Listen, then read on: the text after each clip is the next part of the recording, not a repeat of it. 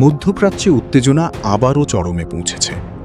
Hormuz প্রণালীকে কেন্দ্র করে যুক্তরাষ্ট্র ও ইরানের মধ্যে চলমান যুদ্ধবিরতি ভেঙে পড়ার আশঙ্কা তৈরি হয়েছে।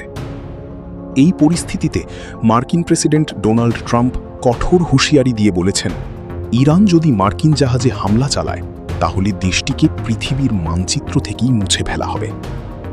সোমবার ৪ মে অঞ্চলটিতে নতুন করে সংঘাত শুরু হয়। অভিযোগ উঠেছে ইরান সংযুক্ত আরব আমিরাতের ওপর হামলা চালিয়েছে।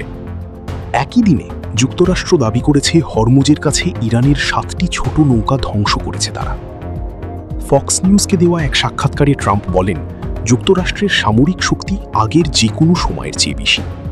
তিনি আরও বলেন, আমাদের কাছে বিশ্বের সেরা অস্ত্র রয়েছে, বিশ্বজুড়ে ঘাঁটি রয়েছে, প্রয়োজনে আমরা সবই ব্যবহার করব।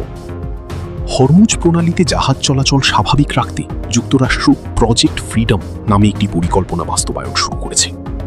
মার্কিন সামরিক বাহিনী জানিয়েছে তারা ইতোমধ্যে 2টি বাণিজ্যিক জাহাজকে নিরাপদে গন্তব্যে পৌঁছাতে সহায়তা করেছে।